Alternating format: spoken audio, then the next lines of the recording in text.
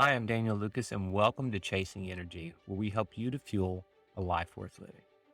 Now, the way that we're going to do that today is we're going to go through a biometric test that I did where I sent a sample, peed in a cup, and sent it this test, and it's called the Great Plains Test. And what you do is you get a consultation with Ryan, and there's a link in the show. And then he walks you through, as part of the purchase price, he walks you through each one of your biomarkers and talks about what you can do to sort of improve the various biomarkers. If you go to the link, it's in the show notes, you'll get a discount on that test. But you'll also see a sample test online. They'll let you kind of get a glance of what we're going to walk through in this podcast. It's very definitely an exercise of vulnerability to go through this test in a public forum. So a couple of things we cover are bacteria in your gut, how the test that it will spot, and then what are those markers, how much is too much bacteria in your gut.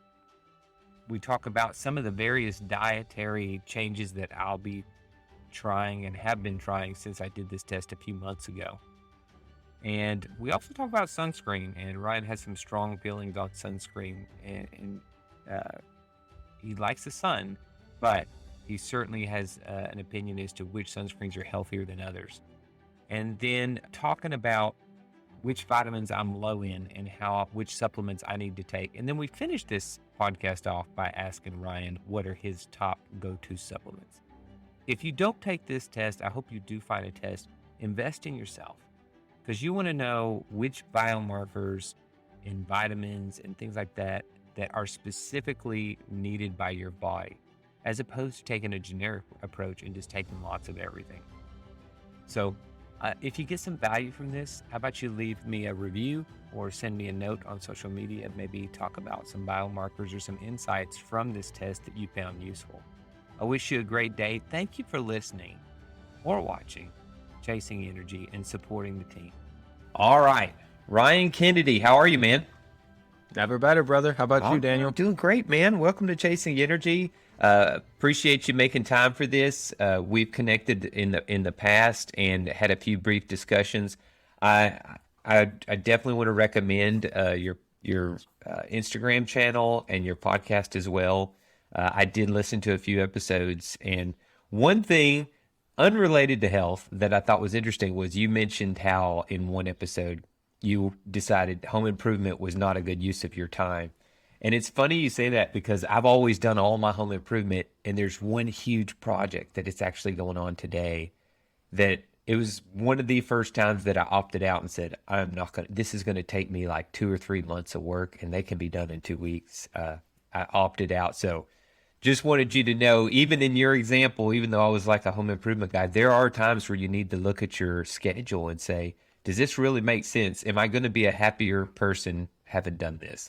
And I do love projects, but there are certain ones that I don't love. So, yeah, one thing that people neglect to really take a look at and ask themselves is the simple question, Daniel: what is the best and highest use of my time? What is the best and highest use of my time for this hour, for this day, for this week, for this month, for this year? And really breaking that down and analyzing, what is your time worth?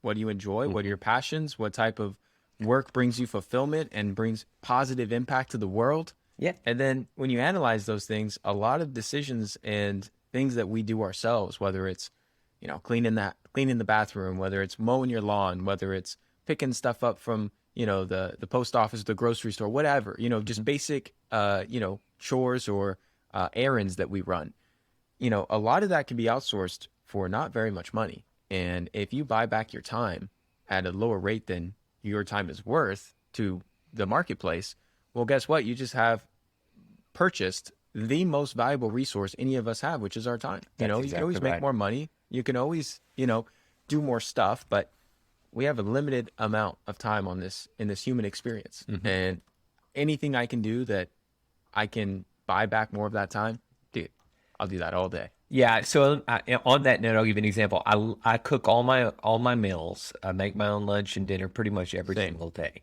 But I have discovered that the amount of time it took me to shop, it's not a small investment. Now, if I happen to be like next to a Whole Foods when I'm driving around, I'll jump in and jump out. But my runs to Costco or some of these other places, it's a 2 hour ordeal, and no affiliation or anything like that. But Instacart and delivery has definitely put some time back in my schedule on Saturdays and Sundays, especially when the weather's crap and you're going, this is a rainy day. I really don't feel like going out in the rain and spending 2 hours at the, of my total day to get that. And also, maybe on I didn't plan to say this, but you tend to be a little more disciplined about what you're buying when you're doing it in front of a computer instead of you're shopping the aisles and you get tempted to throw something in your cart that happens to be on sale at that moment. And these Instacart, Misfits Market is one I use every week that sends you, it has vegetables. They learn really quick what you like and don't like. So when you log into their page, it has, here's everything you've ordered from us recently. Do you just want to restock on everything? And it makes it really easy to go, let's just stick to what serves me, the vegetables, the fruits, and the high quality meats that I generally get. And I don't have to get detracted over what's on sale this week that is probably not a good decision for me and my kids. So, slight digression there. But we're both about quality of life, so. Yeah. And one caveat there that I think is important to highlight is it also depends what you enjoy. I cook all my meals as well, Daniel, but I love to cook. It's not a chore to me. I get down and dirty in the kitchen and put on a nice podcast or some music and hang out with my girlfriend. And I think chopping vegetables and cooking is very meditative for me. So I actually enjoy the process. Same. And similar to shopping, sometimes I'm into it, sometimes I'm not. But I enjoy going down to the local farmer's market and looking at all the produce and talking to the farmer and, grabbing my produce that looks the best and that resonates with me. Those types of things can be enjoyable. And if you love mowing your lawn and you love going down to the grocery store, no need to outsource it. It's more of a matter of what you don't like and what's taking up your time that is just not something you look forward to. That's exactly right, man. And like you, I agree, especially with the farmer's market, because it's a more personable experience. But definitely when I'm cooking, I am in a state of flow. I get out, I put my apron on, I get out my chef's knife, and I am in the zone. I mean, I am just cooking, cutting. And you're right. I'm usually listening to a podcast or book, and I go, this is therapy for me. Whenever I'm done and I'm eating my meal, I go, that's like the perfect use of 30 minutes or an hour to me is, I cooked, I cleaned, or I usually have the dishes done by the time it comes off the stove. But that's not what we're here to talk about today. Talk to me about the Great Plains laboratory test that you recommended last time we talked and why you recommend that people take this test. I run a lot of functional medicine labs in my practice, Daniel. I work with patients from all walks of life all across the globe, one-on-one and in group settings. And I really love actionable data because, I can give some great educated guesses on what's going on with someone's body, what might be out of balance in their gut, what might be causing their symptoms. But when you get the data, there's no guessing. You know exactly what's in balance. You know exactly what's off. And you can implement the right protocols, the right herbs, the right enzymes, the right nutrients, and the right dietary and lifestyle changes to correct that imbalance. So I love data for that reason. And the type of labs I run are very different than your conventional blood work. So when you go in to see your physician for your annual checkup and they run a set of blood labs, they're typically going to look at about three things. They're going to look at your CBC, your complete blood count, which has your white cells, your red blood cells, things of that nature. They're going to look at your lipid profile, so your cholesterol, your triglycerides, things of that nature. And then they might run a metabolic panel where they're looking at things like your liver enzymes, your kidney function, blood glucose. Very basic, right? And all that stuff's good. It's good to keep an eye on those things. I love blood work, and I suggest a lot of blood labs to the people I work with to go in and get some additional tests beyond those basics to see what their vitamin D is at, to see what their lipid profile. I mean, it's good. If you have massively high triglycerides, that's something we need to address, so those things are valuable in and of themselves. But so many folks, Daniel, will get that blood work done. They'll get the results. Their physician will say, hey, you're normal. You're totally fine. Nothing's out of whack here. But they are freaking having all these problems. They're bloated. They're gassy. They have brain fog. They're fatigued. They're not sleeping well. They have chronic pain. They have all these different issues going on. And they're like, doc, I'm not fine. I came here because I'm not fine. I have problems. And, depending on the physician, they might say, oh, it's in your head, or, oh, I can't help you, or, oh, here's this prescription medication that's going to, help to band-aid these symptoms with only negative side effects in the long term, but it's not really giving them any answers. So the type of labs I run test for a whole bunch of different things you're not going to get from blood work. They complement the testing you'll get from blood work really well because we're looking at all these functional medicine markers, these biomarkers that we're testing in either the stool, the urine, the hair, or the saliva. And these are at-home tests I run every day for patients that are real easy. I mean, you went through the experience, Daniel. You could share your 2 cents. I mean, it's not rocket science. You don't have to go to any clinic. You don't have to do any blood draw, nothing like that. And it's looking at things like your vitamin levels. It's looking at your mineral metabolism. It's looking at your gut function. What could be imbalanced in your microbiome? Do you have an excess of yeast or fungus? Do you have some Clostridia bacteria? Do you have SIBO? Those are not going to be diagnosed by blood work. That's not how this works. So that's why I love these tests, because it's giving me this whole data set that's showing me what could be imbalanced in this person. And they're very accurate testing with these urine metabolites for the specific test we ran with you, Daniel, called an organic acids test. Okay. And I love this test. This is probably the number one test I run. We could dive into some of the others. I run hormones. I run food sensitivity labs. I run heavy metals and mineral analysis as well. But the organic acids test is just a great overview of how is your body doing from the inside out. It looks at your gut function.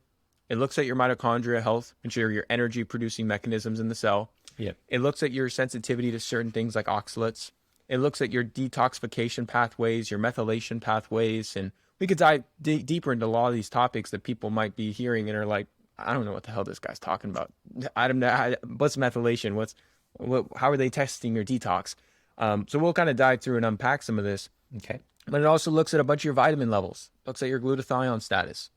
It looks at your neurotransmitters. Are you low in serotonin or dopamine? Maybe that's why you're feeling depressed or feeling anxious. How's your epinephrine and norepinephrine? Maybe that's causing some cortisol dysfunction in your adrenal rhythms is causing some of your fatigue in the afternoon. So getting all this data is freaking fantastic, man. And it gives me as a practitioner the insights to say, all right, here's what's imbalanced. Here are the protocols that I know work to resolve and rebalance the body.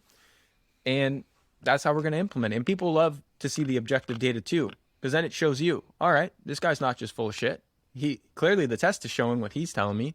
And then we retest in 3, 4, 5 months and it shows that we've corrected it. And I oftentimes don't even retest, Daniel, because if we get resolution of your symptoms and you're feeling like $1 million, that's what I care about. That's really at the end of the day. If we're enhancing your vitality and your quality of life and you're like, dude, I'm on top of the freaking world, Ryan.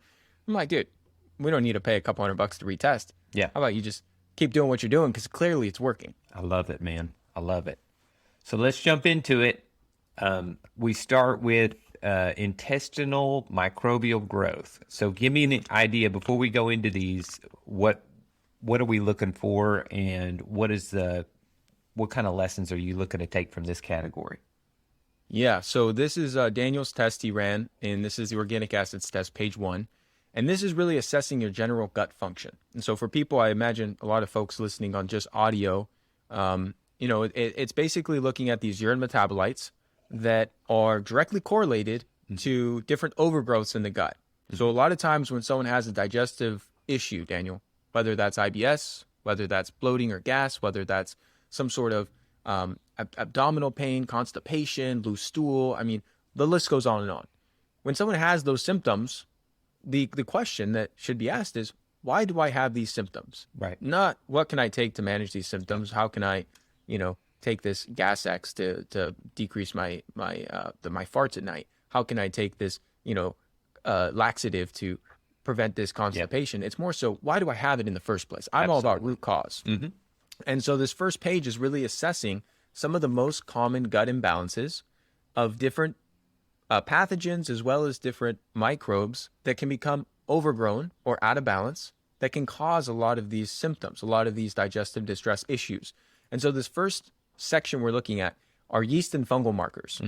And this is really common, dude. I mean, the amount of people I've seen that have a Candida, like a yeast overgrowth, which is a natural part of our microbiome, but when it becomes an excess, then we start to have problems because now it's causing a lot of other digestive distress because having some of these overgrowths, Daniel, like a Candida overgrowth, like a fungal overgrowth in the small intestine, it decreases your gut's function. So you produce less hydrochloric acid. You produce less stomach acid, which is key for breaking down your food. Yeah. It decreases your digestive enzyme production, amylase, protease, lipase, to break down carbs, protein, and fat. So now your digestive fire is much lower. So now your gut is not doing the job it's supposed to do, and the food is sitting there, and it's fermenting, and it's creating all these gas products that's causing the bloating, that's causing the farts that people have oftentimes, like the foul smelling gas people suffer from, and causing all sorts of issues as well, because it's decreasing nutrient absorption, because you're not we're not just what we eat, bro. We're what we digest, right? So when you're not digesting your food right, you're not getting the vitamins, the minerals, the antioxidants, and the micronutrients we want from the food that you're eating. Right. So you're buying all this expensive organic food, but if you're not digesting it, well, guess what, dude? You're not going to get the most out of that, right? And then the other factor is they produce a lot of these different other byproducts that can cause things like brain fog and fatigue due to some of the different toxins that these microbes can actually produce in the gut. And then the third leg of this is it can cause a lot of mental and emotional issues. Okay. And this is something I see all the time, dude. People come to me for help with chronic anxiety or depression or panic issues. And they think it's like, they've been going to talk therapy. They've been doing all these different, seeing all these specialists and trying to figure out, this psychologist prescribed this, psychologist said it's, this trauma. And I think all those things have their place and are great. But oftentimes it's their gut that's imbalanced, because we produce the majority of our neurotransmitters, our brain chemicals, in the gut. Right. So if your gut is out of balance, well, guess what? Those neurotransmitter productions are going to be out of balance. And when you have imbalances in the chemistry of your brain, all the talk therapy in the world is not going to solve that. Yeah. You got to solve the root cause physiologically through the gut. And so I get incredible results reversing these conditions with people that have had it for years, years and years. Chronic anxiety, chronic depression. They've been on every, pharmaceutical med you can think of. None of it's been helping them. And then we do these simple therapies to rebalance their gut with the right targeted enzymes, the right herbs, the right probiotics, the right nutrients. And guess what? Their depression goes away. Their anxiety goes away. And they feel way freaking better in every aspect. All right. And so that's kind of an overview of what we're looking for. So this first section, there's 9 different markers. And I'll go through it somewhat quickly, but markers, there's marker 2, 4, 5, and 6 have aspergillus below it, because that's actually testing for mold or mycotoxin exposure. A big problem for a lot of folks through environmental issues and food issues. Mold is no bueno. I mean, that just messes you up big time, dude. And there's great documentaries on this, like Moldy, a movie Dave Asprey put together, and other resources that people could learn more about that. You don't have any mold elevation, which is great, because that's a real pain in the neck to get rid of. But what did come back elevated for you is marker number 7, which is called a ravenose. Yeah. And this is really indicative of some elevated levels of Candida in the gut. Now, your levels are elevated, but they're not extreme. So you have a level of 32 here, Daniel, which below 20 would be considered optimal. And, when I see someone with a really extreme Candida overgrowth, man, they'll be in the hundreds. They'll be 100, 150. I've seen this. I was actually going to say, I looked that one up, and in some of the sample reports, the number was pretty darn high. So I was kind of curious what your feedback would be on that. So you don't have a major issue in this department. So when it's really high, we got to kill off some of the excess Candida. And I do that by using biofilm disrupting enzymes, because these yeast and fungal organisms have this outer layer called a biofilm that keeps them protected from some of the antifungal and anti-yeast agents like herbs and also pharmaceuticals. And so I use these specific systemic enzymes to break down the biofilm in conjunction with some antifungal herbs. There's a couple products I love for this that bring in things like pau d'arco, oregano, sage, clove, garlic, ginger, all these different botanicals that help to knock out this excess. Now, do you do those orally, or like all of this? Do you do like oil of oregano on that? I'm not a big fan of using the actual oil of oregano, because it's so pungent and strong. It'll burn people's mouth or burn people's esophagus if they don't dilute it properly. I was going to say, you almost have to mix it with some type of oil or something. You do. You need a carrier oil. I use most of these in a capsule form where they're either dried herbs, or if it is in an oil form, it's encapsulated in a gelatin cap, so you don't have to experience this, It's normal burnt. taste, Yeah, because it this stuff burns. does not taste good No, either. it doesn't. So I use capsules for almost all this. That's easier for people. You don't have to measure out number of drops. You don't have to deal with, carrier oils, all that sort of shit. All that sort of stuff gets people hung up on compliance. What I would suggest for you, Daniel, because this is not super elevated, there's two options. One would just be to take a specific strain of a probiotic called Saccharomyces boulardii. This is a healthy form of yeast that helps keep Candida at bay by working in synergy and balancing out the excessive yeast. And so everything in our microbiome works in a balance. And so when you have low levels of these probiotics, it gives the way, it paves the way for some of these pathogenic bacteria and pathogenic yeast to get out of balance. You bring in the probiotics and it'll keep those things in check. Got it. So that would be my suggestion, would be to use 5 billion CFUs of Saccharomyces boulardii with breakfast and then again at dinner, and to do that for a couple of months. Now, if you told me like, hey, Ryan, I have some symptoms associated with this, and examples could be any type of topical fungus like athlete's foot, toenail fungus, jock itch, anything of that nature, I'd say, okay, we might want to bring in a little more in that regard. And then if you also said, hey, I do have some digestive distress going on, I feel a little bloated, a little gassy after meals, or a little foggy, brain fog, things like that, a little fatigue in the afternoons, I might adjust my recommendations based on the symptomology and based on the feedback from the person I'm working with. Because that's also, I don't just look at the test, Daniel. I also take into account the person. Absolutely. I'm helping the person. I'm not trying to help the labs or the papers. Yeah. I'm trying to help the individual. That's right. And so I take all these things into consideration in their patient intake forms to then craft the most comprehensive wellness plan for that individual. And so for this situation, I would just say hit it with some Saccharomyces boulardii. I really don't think anything beyond that is going to be really necessary. Do you prefer a vendor for that product? I do. The one I use, I could pull it up here on Amazon. I think it's called Saccharomyces. We could put it in the show notes. The brand is called Pure, and it's a really good form of Saccharomyces boulardii, especially because it's in an acid-resistant capsule, so that it can go through the stomach acid and actually implant in the small intestine. So it's called Pure Therapore. Okay. And this can be found on Amazon. I could actually send you a link to this exact product. That's fine. No, put just in case anyone. Yeah, I'll put it in the show notes for anybody who. Yeah. So I just sent that to you in the chat box. All right. But that would be my suggestion. Okay. Would be to do one of these capsules with breakfast, one of these capsules with dinner, and then see how you progress, see how you feel. But given that you're feeling good and you don't have any major symptoms, I would say that would be the equivalent. That would be good. Now, as far as a dietary approach, we want to limit foods that feed Candida overgrowth, because a lot of people are like, well, Ryan, how does this happen in the first place, right? Mm-hmm. Number one is antibiotic use. When you take antibiotics for any course of time in the past, it really diminishes a lot of the beneficial bacteria that paves way for the overgrowth to take place. So antibiotic use obviously can be life-saving, and I'm not against it, but it's oftentimes overprescribed and overused and can be detrimental long-term. So it's just about weighing the pros and cons for your specific situation. That's one reason a lot of this takes place. The other reason is diet and lifestyle. Diet-wise, sugar and alcohol, fuel for the fire, bro. Really bad for gut overgrowth, gut imbalances, and excessive refined starch as well. So refined carbohydrates, processed carbohydrates, things like whole fruits, tubers like potatoes, sweet potatoes, even some white rice. That's not going to be an issue because those are really clean burning carbohydrates in a food complex.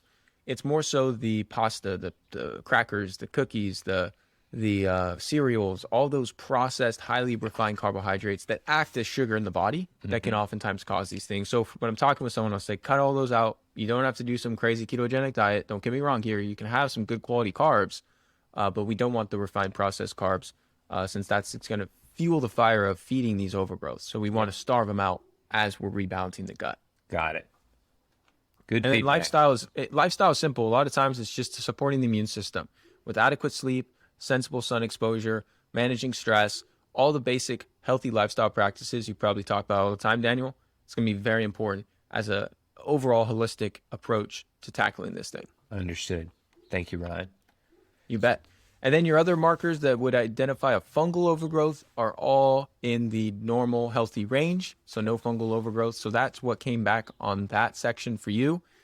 Next, we have the bacterial markers, most of which came back good. I would suspect you're taking a probiotic currently because of these levels. Marker number 14, DHPPA, is a beneficial bacteria marker. It's not a bad thing that one is elevated. Marker 10, hippuric, will also oftentimes be elevated when you're taking a good like Lactobacillus bifidobacterium probiotic strain or eating a lot of fermented foods. So that's also not a huge problem. It's markers 11, 12, and 13 on those bacteria markers. When those are way elevated, it oftentimes signals that someone might have small intestinal bacteria overgrowth, which is SIBO. And this is very important to know, Daniel, because this is why I don't like to just blindly say, hey, probiotics are great for everyone. Yeah. Because anyone that has too much bacteria in the small intestine, probiotics are not good for you. So you shouldn't be taking probiotics because it's oftentimes going to make them feel worse. So not really the case for you. Your bacteria markers are looking good. And then the bottom section, Clostridia bacteria, these are really pathogenic bacteria like C. diff. These cause chronic diarrhea for a lot of people and all sorts of gut dysfunction. So typically someone has these, I kind of know based on their intake forms. Yours came back healthy levels, no elevation in your Clostridia bacteria markers, which is definitely a good thing. So the main thing to sum things up on that first page is just the slight elevation in Candida, which I think the Saccharomyces boulardii will be the best intervention. And then depending on how you progress, you could also mix in some herbs or even some oral ozone therapy, something I use quite regularly by using some ozonated hemp oil. Really good for knocking out elevations in some of these yeast and fungal markers. So next thing on this list, we have page 2, which is first thing on here is looking at your oxalate metabolism. That's right. And for anyone listening in, oxalic acid, is a plant chemical defense system that's found in certain plant foods. And this is really designed evolutionarily by nature to essentially keep the plants surviving because they don't want to be eaten and they can't defend themselves or run away like an animal can. So they've evolved to have certain compounds like lectins, oxalates, phytic acid that essentially act as mycotoxins to animals that consume them. And certain people in the carnivore space really highlight this. Certain guys like Dr. Gundry in his book, The Plant Paradox, really discuss this in more depth. And I don't think that no one needs to go carnivore. It could be therapeutic very short term, but for the most part, people just need to be mindful of what plants have the higher levels and which ones have the lower levels to know which plants are going to be the best for your diet. And so what this does show, which I see all the time in Candida overgrowth people, is you do have a elevation in one of these markers, definitely signaling you do not metabolize oxalic acid well, Daniel. So what I would suggest is to do a low oxalate diet. And so you would Google the high oxalate foods. I can kind of rattle them off for you. Some of the worst offenders are going to be raw leafy greens like spinach and kale. People hear this, they're like, Ryan, you're a freaking lunatic. Spinach and kale are superfoods. Let me be the bearer of good news, because most people, if you ask them straight up, do you like the taste of this stuff? They're like, kale tastes like shit, dude. And I'm with you. Don't eat it. It's not a superfood. It's a pseudo superfood. It's really not good for you. And most people with oxalate metabolism issues who are eating a lot of spinach, kale, chard, putting it in their green smoothies, having these big ass salads, you bioaccumulate this oxalic acid, and it causes all sorts of issues in the body. It can lead to things like gallstones and kidney stones. It could lead to symptoms like gout, where you have joint pain. It could lead to a lot of issues. And so pulling them out of the diet is definitely a good thing for even people that metabolize oxalates well, like myself. I don't eat a lot of raw leafy greens anymore. I used to. I was trained in nutrition in my post-grad program that they were like the bee's knees, the holy grail of nutrition. Not the case, folks. So I would not intake much of those for you, Daniel. And if you were to intake some, I'd cook them down. Sauteing the leafy greens is a little better. Okay, well, this is good info. I definitely eat a lot of raw leafy greens. And dude, you're going to feel so much better when you cook these out. So I'm making notes here. So what are some natural sources of fiber and antioxidants that you use in lieu of this? All fruits are going to be better because fruits, keep in mind, fruits want to be eaten. The whole idea of a fruit is that people and animals eat them, you digest it, you go take a dump somewhere in the forest, you poop out the seeds, and now more fruit trees can spawn up. So it's helping to evolve and expands the fruit. So fruits are all good. Any whole fruits. Berries are my favorite, but anything, apples, bananas, pears, oranges, you name it, don't have the fruit juice because you want all the fiber and you want it in the whole foods matrix. But any fruit is going to be a great alternative. Other lower toxin vegetables I'm a big fan of are things like zucchini and squash. I also really like to do a good amount of root vegetables like carrots and potatoes and sweet potatoes as well. Aren't as nutrient dense, but they're good sources of clean burning carbohydrate. Okay. And then other plant foods, I mean, I'm a big fan of avocados for the fiber and the healthy fats, and that's technically a fruit. But Okay, so with the oxalic acid being high, does that mean I just have high levels or that I don't break it down? Could it be that I just eat too much of those foods or that I... Correct. Okay. I would suspect it's that I eat too much of those foods. And I don't know whether it's that I can't break them down, but I can tell you I eat a lot of those foods. So It's probably both. Yeah. It's probably both, Daniel, because if you were able to metabolize them very well, this wouldn't be very elevated. Now, if you couldn't metabolize them very well and you didn't eat them, this also wouldn't be elevated. So I think it's both. It's that you're eating a lot of it and your body's not processing it very well. Okay. So what I'm going to do is I eat a huge salad every day for lunch. So I'm going to start swapping out, instead of spinach, I'll start swapping it out for a green that's low in oxalate. Yep. And any lettuce is going to be fine. Like romaine lettuce is going to be a great alternative. And then the other thing you can mix in, I mean, you're just going to thank me. You're going to call me in a couple of weeks and be like, holy shit, Ryan, I feel way better without these salads. I don't know why I was misled to this stuff. Because I used to eat a big ass salad every day. I'd have a huge bowl of leafy greens. That's me. I'd throw like a bunch of extra virgin olive oil. I'd top it with some protein, like some wild fish or some sardines or some sort of protein, like some beef or some chicken.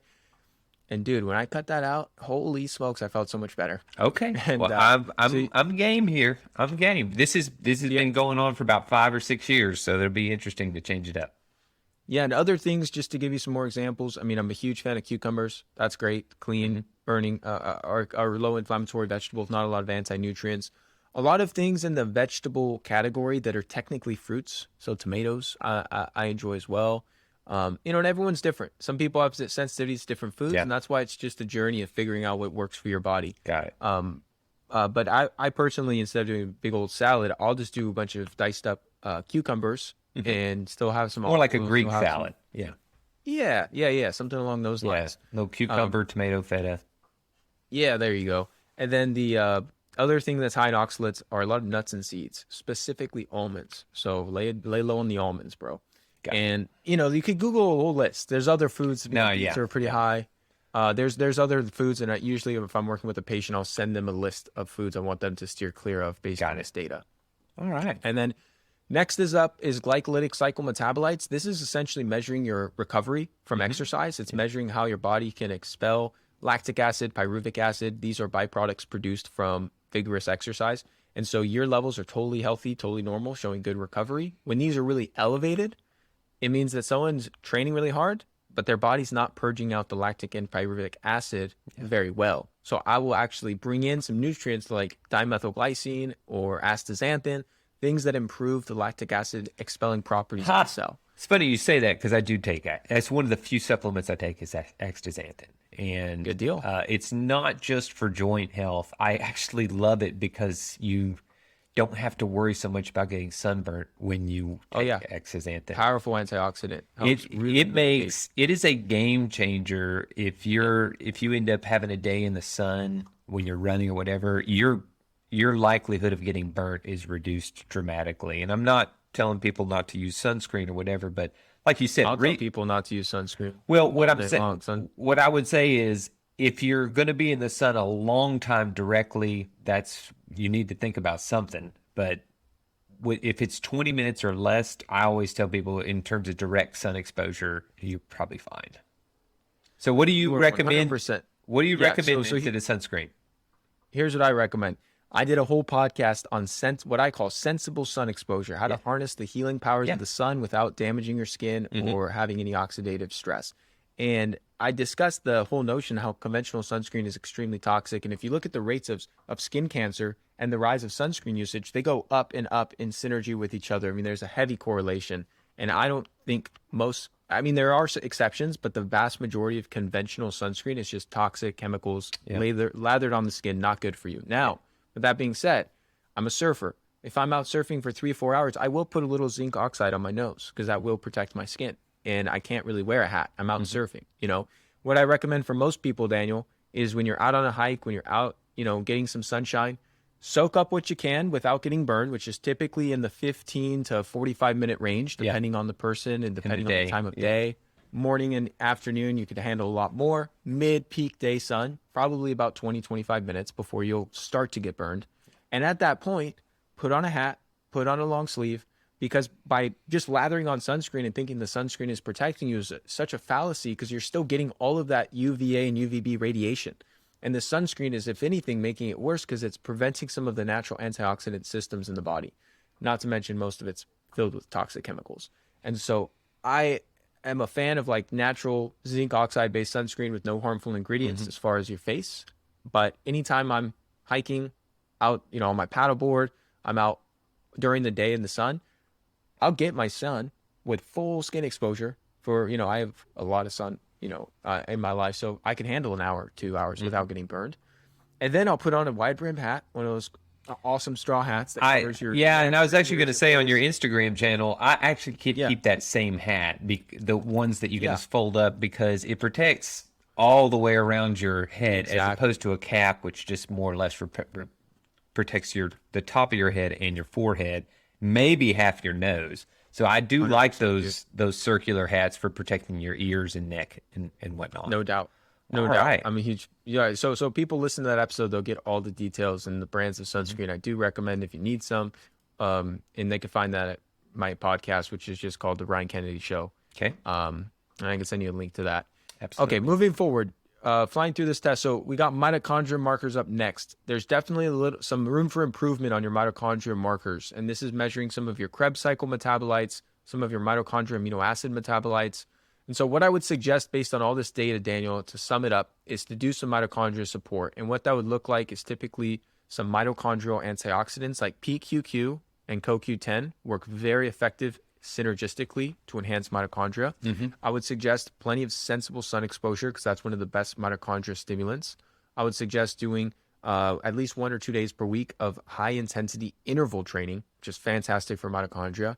In conjunction with your resistance training or other forms of exercise you're already doing, I would do targeted HIIT training to where you're doing 20-second sprint, 100% intensity, balls to the wall, followed by a 2 to 3 minute recovery, and repeating that 3 to 5 sets. Fantastic for stimulating mitochondria.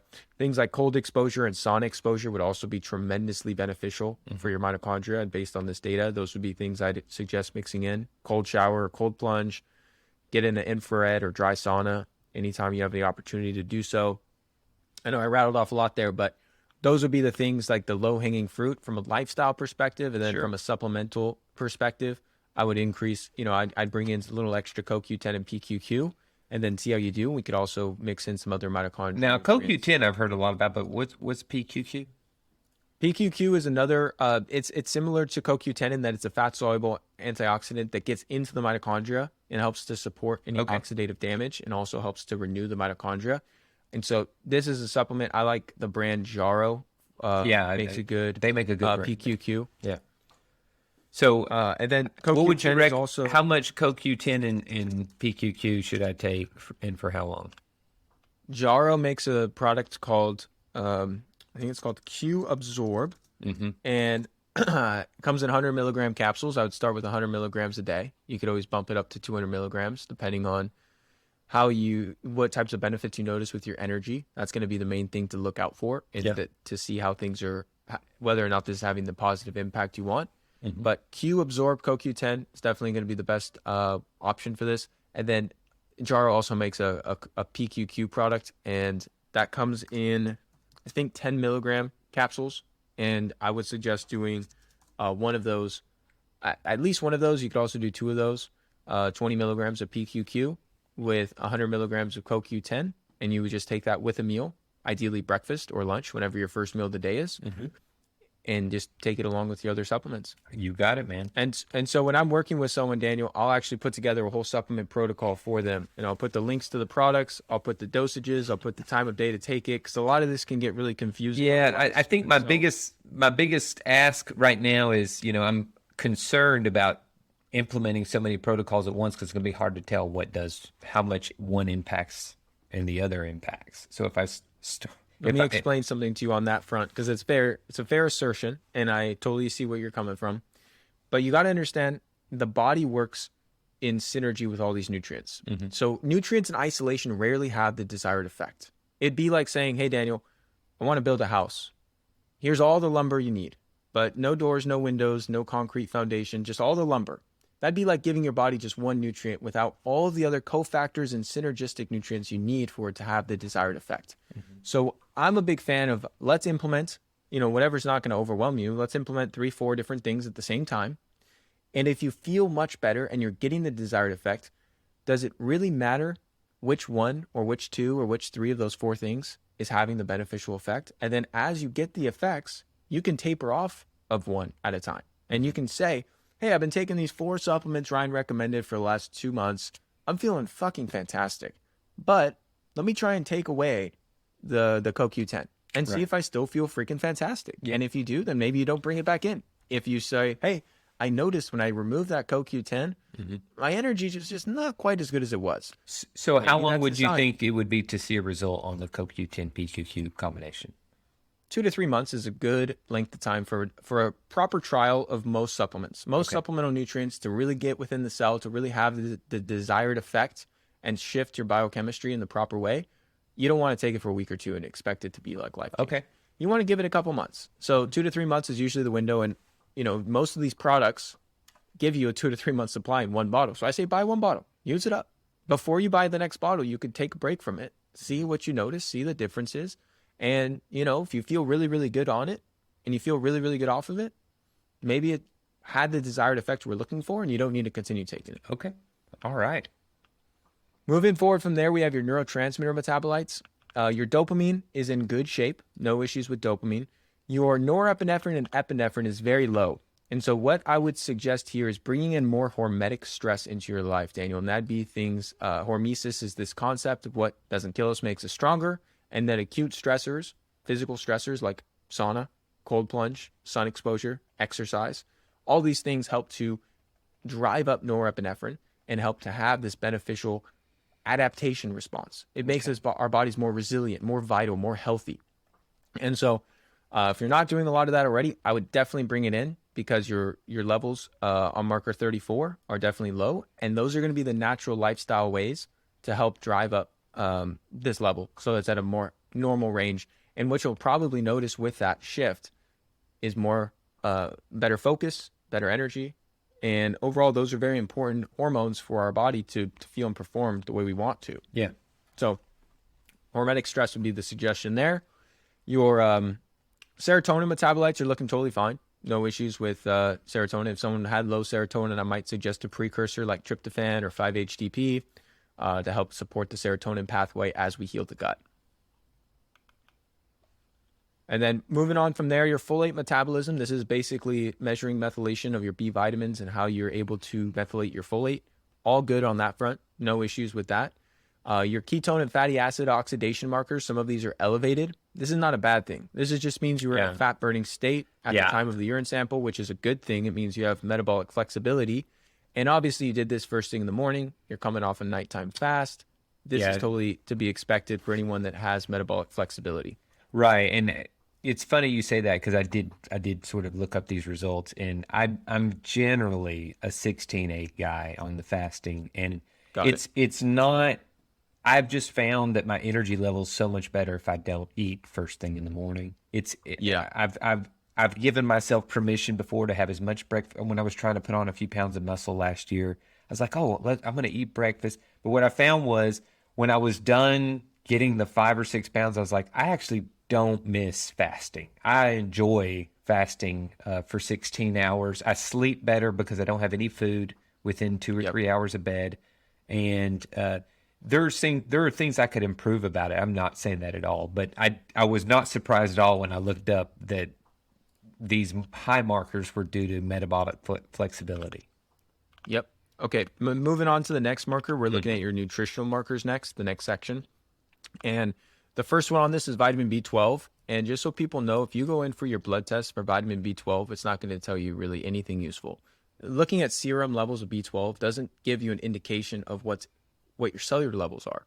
And so the best measurement for this is called methylmalonic acid, and it works in an inverse relationship with vitamin B12. And so if your vitamin B12 is low, meaning you're deficient, your methylmalonic acid will be elevated, and vice versa. You don't have any elevations in methylmalonic acid, showing you have adequate B12. You mentioned that you do eat high quality meats. That's the best source of B12 from the human diet. So no major surprises there. Your B6 is on a little bit on the lower side, but nothing to be majorly concerned about. You might want to just up your foods of B6. Some of the best sources are organ meats. So having a little grass-fed beef liver once a week would be phenomenal for this. Vitamin B5 is good. B2, riboflavin is all good, really solid levels. Your vitamin C looks like it's on the lower side, but with vitamin C, because it's doesn't stay in the system very long, unless you're supplementing with it very consistently, your levels may not show elevations, and that's okay. You know, it's really more of I recommend vitamin C more therapeutically whenever you're under times of stress, under times of illness, not like you have to be taking mega doses of vitamin C every day of your life. I don't subscribe to that belief. Although it wouldn't hurt to bring in some extra food sources of vitamin C, like a little camu berry, a little, there's certain fruits, you can get these dried powders and just add a little bit to your smoothie just to make sure you're getting the optimal levels. I will add some fruit. I don't do it. I don't eat enough fruit. I need to make a better habit of that. Yeah, so those would be some good ideas for you. Your CoQ10 is in pretty good shape. It's on the upper. So again, see, there's an asterisk on marker 55 because this metabolite is measuring an inverse relationship to CoQ10. And so because it's slightly on the higher side, it actually shows your CoQ10 is slightly low, not the opposite that most people would expect while looking at this lab. And so that's why it's important to know how to decipher these metabolites and these markers. And so does this mean you have a massive deficiency and you should freak out? Absolutely not. Does this mean you should bring some in? I would say yes. And we already discussed that with the mitochondria stuff. So that kind of confirms my recommendation of bringing in a small amount of CoQ10 via high quality supplementation. And just so you know, Daniel, if you want to get this through food sources, animal heart like beef heart, chicken hearts, best source. That's going to be hard. Most people hear that and they're like, give me the supplement, Ryan. I'm not about to go buy some beef heart and start cooking that up. I did one time. I cooked a beef heart. It's been several years. It was an interesting experience.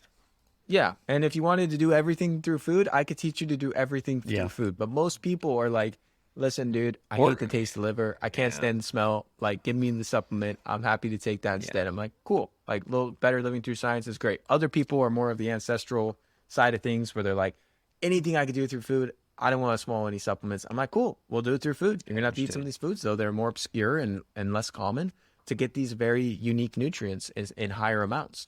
And so I'm all about this blend, this mesh of ancestral wisdom and modern science. Like, how can we bring the two together and marry that? Though they both have a lot of value, they both have a lot of merit.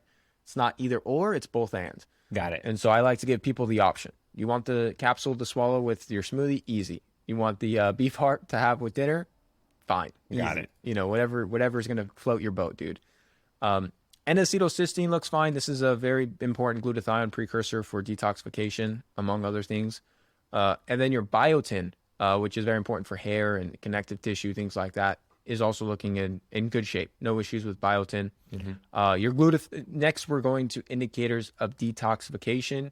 Your glutathione itself is looking fine, but it does show some toxic exposure through marker number 59. Now, with this marker, Daniel, it's a little bit tricky because I can't tell you, hey, where is this coming from? Environmental toxicity can come from a multitude of sources. So this could be from heavy metals if you're eating a lot of larger fish. This could be from glyphosate. This could be from something in your home, some construction materials. This could be from something with your personal care products. If you're using a lot of conventional deodorants and shampoos and body wash and stuff like that, there could be a lot of endocrine disrupting chemicals in there. So it's hard to determine without proper full intake of you to say like, hey, dude, here's my suspicion. I think you should swap out this or that.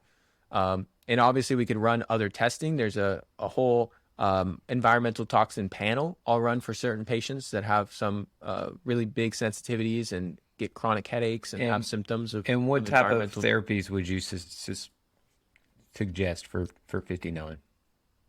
Number one would be hydration. make sure you're drinking plenty of water, because water is nature's solution to pollution. We want to dilute these things as they pass through your system. The next would be sauna. No better way to enhance your detoxification processes than getting a good sweating, dude. And if you're like, Ryan, I don't have a sauna, throw on some sweats and go do some cardio, bro. Because as long as you're sweating, you're getting the benefits. So those are two big things: is water and sweating. Massive.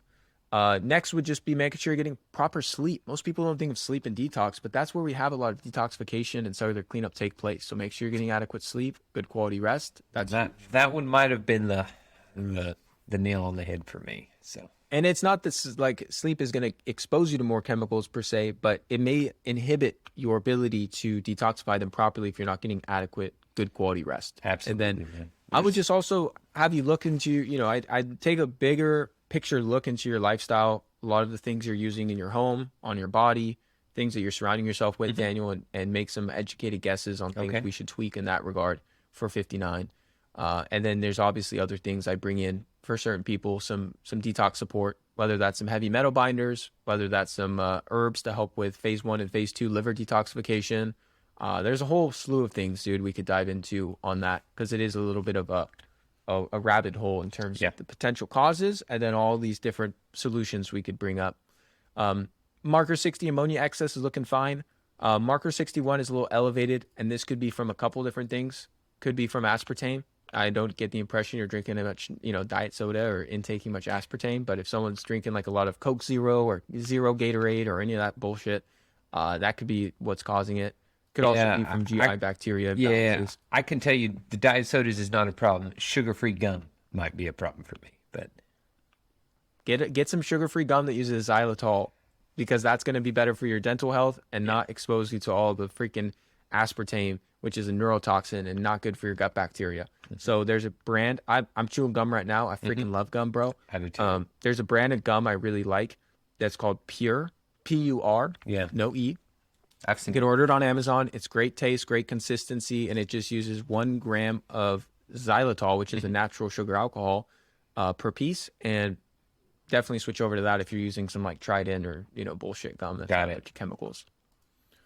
And then your amino acid metabolites are all looking fantastic. The fact that they're all low is good, because elevation in these metabolites indicate an amino acid deficiency. You already shared with me you eat a lot of high quality protein, and so that's no surprise that you're getting good amino acids.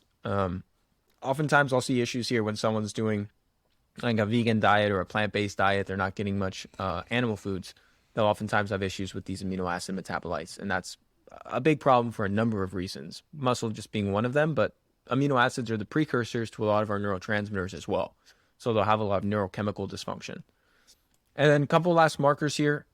Phosphoric is really measuring mineral metabolism. You're in a really good place with that. A lot of times people have low levels of phosphoric if they're deficient in vitamin D3, vitamin K2, or magnesium. And so you're in pretty good shape, so I wouldn't worry about digging too much further on those things. And a vitamin D3 blood test can absolutely confirm that your D3 is at a good level. You want it between 60 and 80.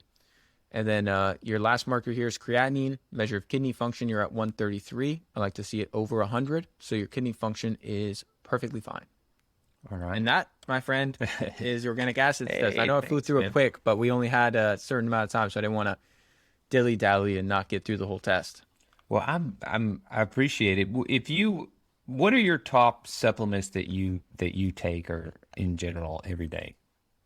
Oh man, I take a lot of supplements, Daniel, because I'm all about what can I do to stack the chips in my corner to optimize longevity, quality of life, performance, and all the rest. And so the top number one thing I'd recommend for most people is a high quality multivitamin, multi-mineral complex. And most of the ones on the market, the Centrum Silver, the men's or women's one a day, the Costco, Kirkland brand, they are horse shit, dude. They're synthetic vitamins. They got all sorts of additives and preservatives and stabilizers and coloring agents, and they are using terrible amounts of the vitamins we need, terrible forms, synthetic forms that your body can't really absorb or utilize. Okay. And that's why when you see a study that's like multivitamins don't work, it's like, no, the shitty multivitamins don't work. The good ones work great. The good ones give you a plethora of micronutrients to cover your bases, so you don't have to take 20 different bottles of supplements. All right. And so the one I recommend, I'll send you the link to, and you can put in the show notes for anyone listening in. It's made by a company called Mother Earth Labs. It's an organic sourced food grade multivitamin complex that will cover your bases in terms of getting you enough D3, enough K2, enough magnesium, your B complex, your food source vitamin C, your other trace minerals and other minerals that fly under the radar like selenium and copper and things that are hard to get enough of through food alone. Yeah. This is going to be like, think of it as nutritional insurance. It's like, okay, I'm eating a well-balanced diet, but I want to really optimize my levels of all these various important vitamins and minerals. What can I do in like a one-stop shop type of situation? Definitely the multivitamin. Okay. That's going to be the biggest thing. And it has all sorts of herbs and antioxidants and other botanicals that are really beneficial. So I'll send you the link to that product when we get off the call, Daniel. You could put in the show notes for anyone listening in. It's not cheap, but you get what you pay for with supplements. So if you pay $20 for a multivitamin at Costco, you're going to be getting zero benefit. You're probably going to be doing more harm than good. And this product is like $60 or $65, which for some people might be a lot, but I'd rather you spend more money on a good multivitamin and maybe you only take half a dose because of the cost or because of your budget.